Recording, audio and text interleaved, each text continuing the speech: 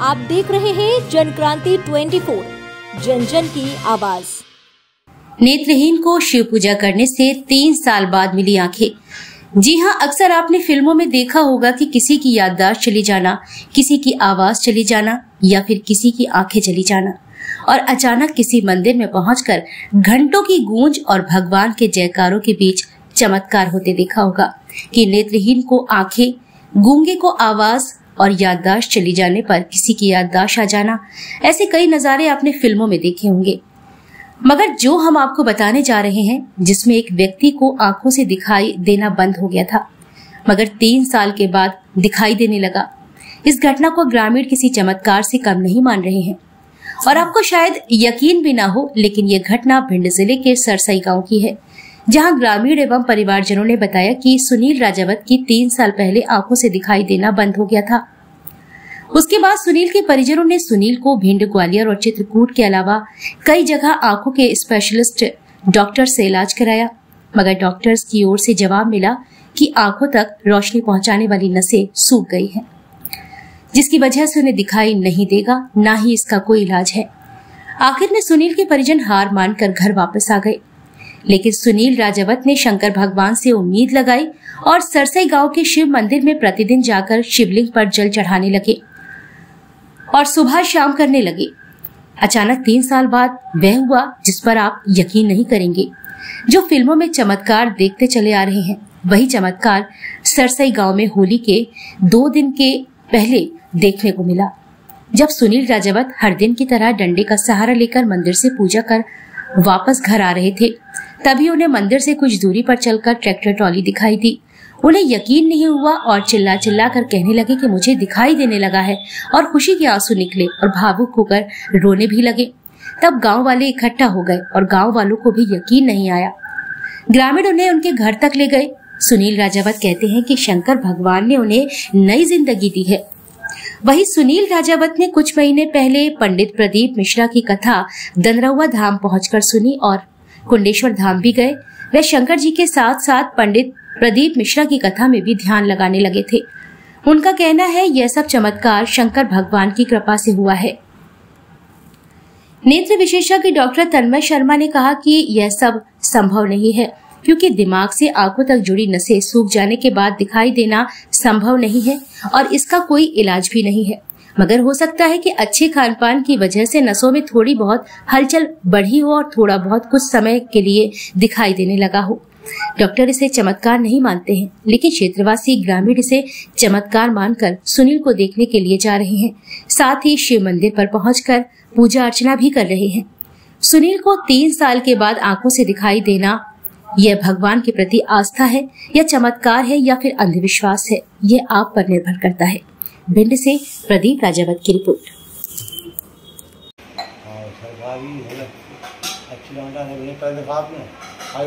तसल्ली हो जाए, चेंज आ जाए जुबान में, बैठ बोल दीजिए, पहले बोली थी 3 साल पहले।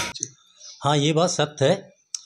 करीब 3 साल हो चुके हैं। वो सब जगह गए, चेन्नई, चित्रकूट और सब जगह एकदम आंखों की रोशनी, दिल्ली सब जगह, मगर बेंगलोर सब जगह हो गया। डॉक्टरों ने मना कर दिया, उन्हें कुछ पता नहीं पड़ा। और फिर उन्होंने आगे शंकर जी मंदिर पर अपनी तपस्या शुरुआत से जैसे शंकर जी को पकड़ लिया। और होली के 2 दिन पाल अपने आप एकदम आंखों में रोशनी आ गई। 2 दिन पहले होली के। कैसे, क्या पूजा के लिए आए? हाँ, पूजा के लिए आए थे, जल डालने के लिए घर जा रहे थे। पास में ही पहुंचे, एक पुलिया थी, वहाँ पे ट्रॉली खड़ी थी, वहाँ देखा आंखों में रोशनी आ गई उनकी।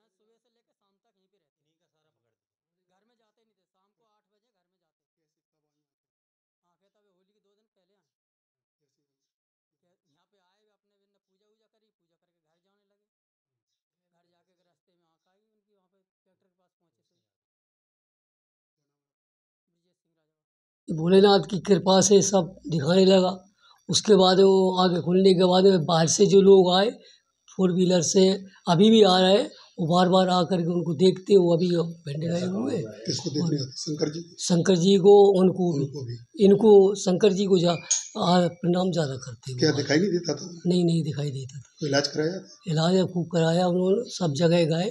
तो मंदिर पे कैसे आती थी रोज घर से? लाठी के टेक के, उस पहले तो लोग लाती थी, फिर उन्हें इतना अभ्यास हो गया खुद आने लगे लाठी के सहारे से। तो डॉक्टरों ने मना कर दिया था? बिल्कुल मना कर दिया था। कैसे हुआ ये? फिर ये करिश्मा भोलेनाथ की है, इनकी बस उनने सेवा करी, इनकी यहाँ से जाके आगे उनकी नीचे जा खुली वो तिलौरी पास में, उससे आप सही है वो।